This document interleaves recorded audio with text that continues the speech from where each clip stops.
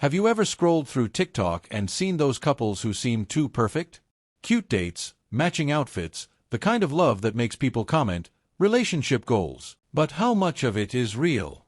What if I told you that behind one of those viral love stories was a nightmare no one saw coming? Meet Wynter. Bright, ambitious, and full of life. My name is Wynter, and I'm the birthday girl in 3 days, and I'm guaranteed to be the drunkest. Say one, man. She gonna be the drunkest, I promise you. It's 11:02, 11:05, she out of here. To her thousands of followers, she was the definition of happiness. Always smiling, always glowing, always deeply in love with Reynardo Johnson. Their videos painted a picture of the perfect romance, surprise gifts, candlelit dinners, playful pranks. The kind of love story people dream about. But on March 26, 2023, that perfect image shattered. A quiet neighborhood was shaken awake by the sound of sirens. Outside an apartment complex, a young woman was found unresponsive. Moments later, police discovered another body inside, her boyfriend, Reynardo. 2 lives, cut short in a way no one could have imagined. What happened inside that apartment? How did a relationship that seemed so perfect end in tragedy? And what warning signs did the world miss? This is the chilling story of Wynter, Reynardo Johnson, and the dark side of love that no TikTok filter could hide. Before March 26, 2023, Wynter was more than just a face on a screen. She was a daughter, a friend, a role model. A 25-year-old woman with ambition, discipline, and a heart for helping others. She worked as a mental health officer at the Department of Corrections, a job that required patience, empathy, and resilience. She had seen firsthand the struggles people faced behind bars and believed in rehabilitation over punishment. Wynter wanted to make a difference, to help people turn their lives around. Beyond her career, she was a proud member of Delta Sigma Theta, a sorority built on service and sisterhood. Her involvement wasn't just about wearing the letters, it was about the commitment to uplifting others, a value she carried in every aspect of her life. But Wynter's story didn't start in a correctional facility or a sorority house. It started on the basketball court. In college, she was a force to be reckoned with. A standout athlete, a key player who helped lead her team to their first championship. Teammates remember her as the one who never gave up, the one who kept pushing even when the scoreboard was against them. She wasn't just talented, she was determined. That same determination fueled her next dream, law school. Wynter had plans, big ones. She wanted to study law, to fight for justice, to be a voice for those who couldn't speak for themselves. Her friends describe her as magnetic, the kind of person who lit up every room she walked into. Always laughing, always looking out for others. Coaches remember her leadership, her drive, her ability to bring people together. Her family. They saw her as their pride and joy. She had a future, a purpose, a life that was only just beginning. But all of that ended in a way no one could have imagined. Wynter and Reynardo Johnson's story began long before the viral TikTok videos, before the carefully curated images of a perfect relationship. They met as teenagers, young, full of dreams, navigating the world together. From the outside, they seemed inseparable. Their bond was intense, the kind that draws people in. Passionate, magnetic. But those close to them knew that passion came with its own complications. Their relationship had its share of heated arguments, moments of tension that seemed to disappear just as quickly as they flared up. As they grew older, their love story unfolded in a way that many could only dream of, or so it seemed. Social media became their stage, and their audience grew with every post. On TikTok, they were the definition of couple goals, matching outfits, romantic gestures, and playful videos that racked up thousands of views. We're running late for dinner, but get ready with us. One more so like an outfit of the day. Purse, Forever 21. Bodysuit, Charlotte Russe. Skirt, Sheen. I don't have no shoes on, but some sandals. Come on, baby. Shirt, ABP. Billionaire boys. Billionaire boys. Shorts. My baby. Socks. ABP. Baby. Horsey. Sorry, that's Foot Locker. Their followers saw them as the ideal pair. Fun, affectionate, perfectly in sync. They took part in viral trends, lip-syncing to love songs, pulling off choreographed dances, sharing glimpses of their everyday life. The kind of relationship so many admired, so many envied. But social media is only a highlight reel, a carefully edited version of reality. The smiles, the laughter, the effortless chemistry, it was all real, but it wasn't the full picture. Behind closed doors, things were different. What looked like devotion was, at times, something else entirely. Reynardo's presence in Wynter's life wasn't just loving, it was all-consuming. Those closest to her saw signs that were easy to overlook when wrapped up in love. The way he always needed to know where she was, the subtle comments that hinted at jealousy, the moments of tension that never made it onto the screen. Their online presence told one story. Their real-life relationship told another. And in the end, the reality of their love was far more complicated than what their followers saw. For Wynter Straw's followers, her life seemed filled with love, laughter, and a relationship that many admired. But for those who knew her best, small cracks were starting to show.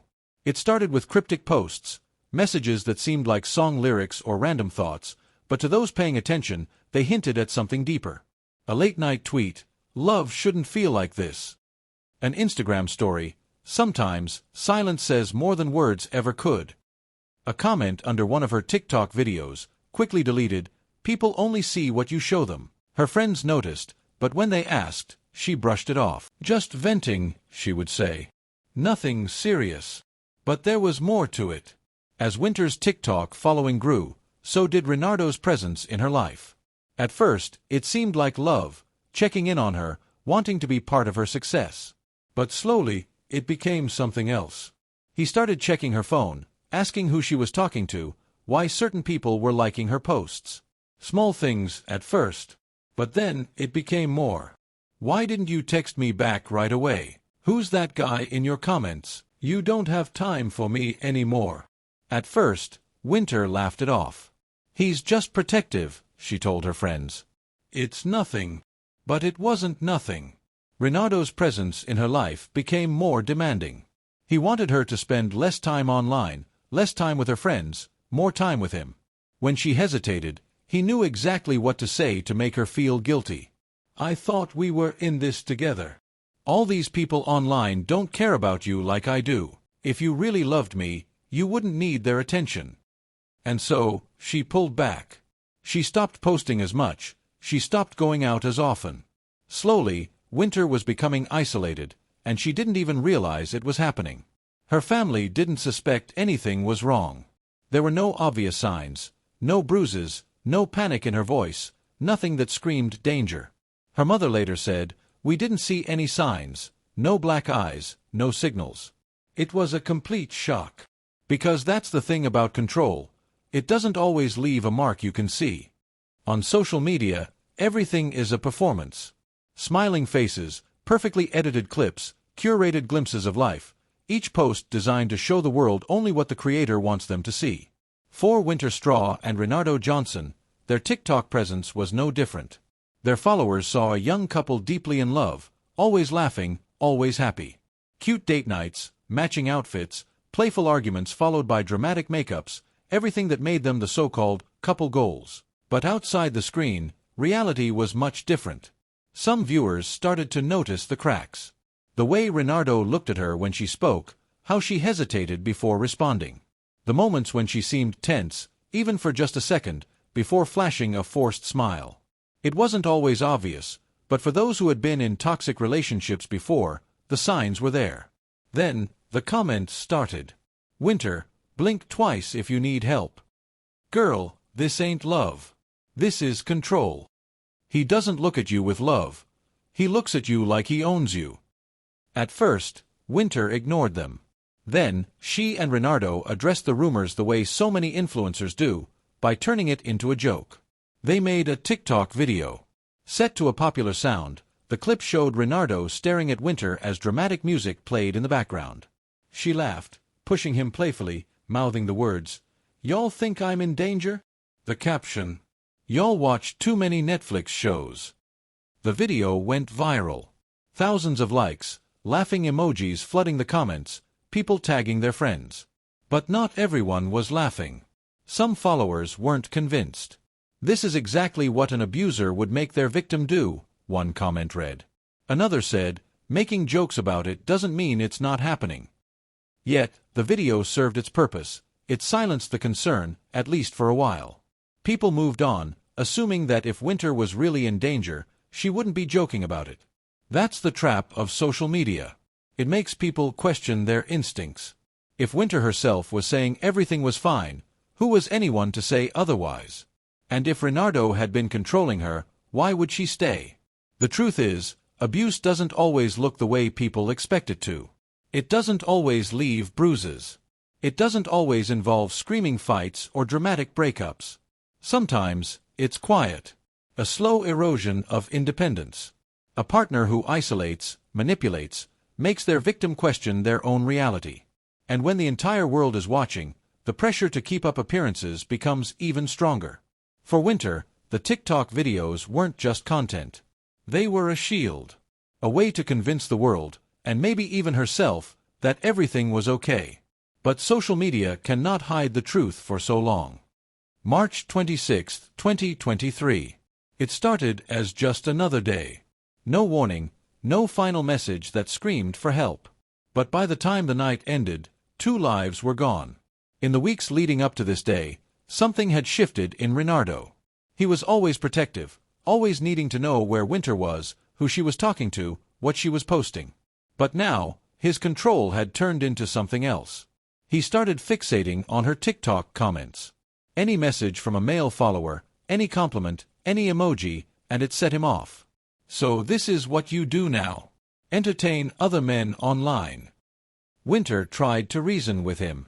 She reminded him that TikTok was just social media, that comments didn't mean anything. But Reynardo didn't see it that way. Every post turned into an argument. Every video was a fight waiting to happen. It wasn't about the content, it was about control. Then came the final video. It wasn't anything out of the ordinary. Just Wynter, sitting in her car, staring at the camera with a faint smile. But the caption was different this time. Sometimes, walking away is the only choice. The comment section flooded with support. "You got this, girl. Stay strong. Do what's best for you." But no one knew just how much those words would mean by the end of the night. Neighbors later reported hearing shouting from Wynter's apartment. Loud. Heated. Followed by crashing sounds, something breaking. A woman's voice, crying out. Then, silence. Minutes later, the silence was shattered by gunfire. At 10:42 p.m., police received a shots-fired call. When officers arrived, they found Wynter lying outside the apartment building. Unmoving. A single gunshot wound. Inside, Reynardo had barricaded himself in. Police tried to make contact. 3 hours passed. No response. Then, a final gunshot. When officers breached the apartment, they found Reynardo on the floor. His gun beside him. A self-inflicted wound. The perfect couple. The TikTok love story. It was all over. Wynter was 25 years old. A woman with dreams, ambition, and a future. But that future was stolen in an instant. Social media had shown the world the highlights of her love story. But in the end, it had hidden the truth. And when that truth finally surfaced, it was already too late. The news spread fast. A young woman with a promising future was gone. A love story that looked perfect from the outside had ended in tragedy. For Wynter's family, the pain was unbearable. Her mother, still struggling to make sense of it all, could only repeat the words she had heard so many times before. He promised me he would never hurt her, but now she's gone. It wasn't just a loss. It was betrayal. Her family had welcomed Reynardo into their lives. They had trusted him. They believed that no matter how intense the relationship got, no matter how many fights Wynter confided in them about, she would always be safe. But now, the memories felt different. The moments they once brushed off, the tension in her voice, the forced smiles, the way she downplayed their arguments, took on a new meaning. Her friends struggled to reconcile the girl they knew with the way her story ended. Wynter was strong, confident, full of life. She wasn't someone they ever imagined as a victim. But that's the thing about stories like this. Too often, no one sees it coming until it's too late. Her former teammates held a candlelight vigil, placing flowers and photos at the site where she was found. Her co-workers at the Department of Corrections shared stories of her kindness, her dedication to helping others. When people think of Wynter, I wouldn't think of just a sweet, innocent girl who was out here trying to make her mom proud, make her family proud, and just to do what she loved most. I'm the baby of my family, and so she was my little sister, and so it just hurt me so bad because I wish I was there for her. I wish I was right down the street. I just wish she would have called. But now I just want everybody to keep us in your prayers. My dad. Long live Wynter. I love you, baby girl.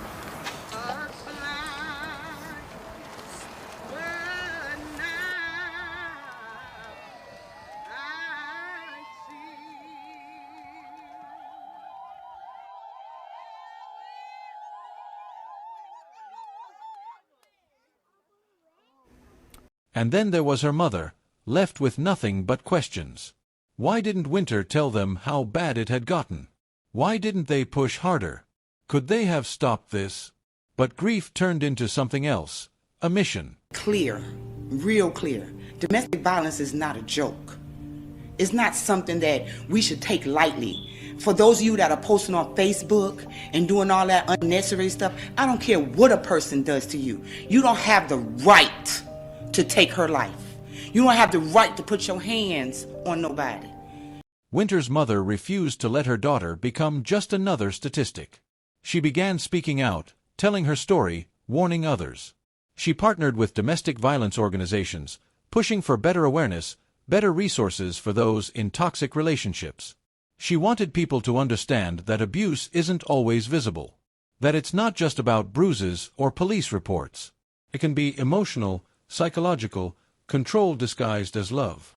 She reminded people that just because someone smiles in a picture doesn't mean they're happy. That social media is a highlight reel, not real life.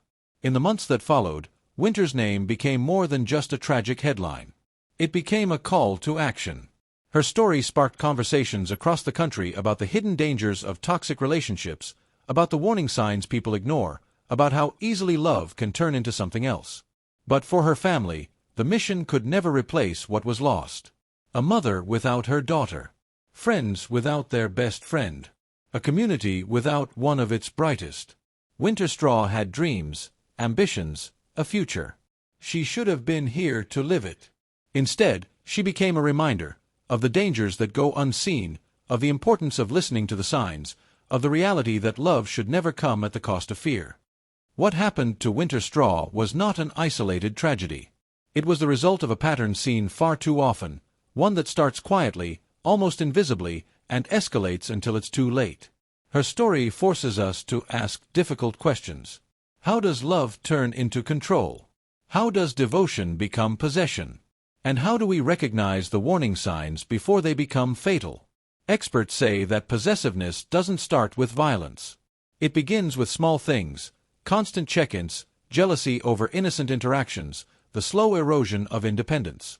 At first, it may look like care, concern, even love. But over time, it turns into something else. A need to control, to dictate who you talk to, what you post, how you spend your time. And when that control is threatened, it can turn into obsession. In Wynter's case, the signs were there. The cryptic messages, the arguments over social media, the way Reynardo reacted to her growing success. Each moment, on its own, may not have seemed alarming. But together, they painted a clear picture, one that only became obvious in hindsight. Too often, people think of abuse only in physical terms. But the damage starts long before that. Emotional and psychological abuse leaves scars that aren't visible. The manipulation, the isolation, the fear of upsetting the person you love. For Wynter, social media became both an escape and a trap. The world saw a picture-perfect relationship, but behind the screen, the reality was much different. And that raises another question. How many others are hiding the same reality? How many people are smiling in photos, posting affectionate captions, playing along with trends, while behind closed doors, they are walking on eggshells, living under control, fearing what might happen if they leave? This is why her story matters. This is why we have to talk about it. Because Wynter is not alone. There are others right now, living in similar situations, not realizing that what they are experiencing is abuse. Not knowing where to turn. Not sure if anyone will believe them. This is a call to action. If you or someone you know is in a relationship that feels wrong, where love comes with conditions, where fear replaces trust, where control overshadows care, speak up. There are organizations that can help. People who will listen. Resources that can offer a way out. No one should have to go through this alone. And no one should have to wait until it's too late. Wynter Straw had dreams. A future. A life that should have continued. Her story is a reminder. A warning. And, most of all, a reason to act. Because love should never come with fear. What happened to Wynter is a heartbreaking reminder that love should never come at the cost of one's freedom, dignity, or life. No one should feel trapped in a relationship where control replaces care, where fear takes the place of trust. Her story doesn't end here. It continues through every conversation that sheds light on the realities of domestic abuse. Through every person who recognizes the signs and takes action. Through every survivor who finds the courage to leave before it's too late. Let this be a moment of awareness. Let this be a moment of change.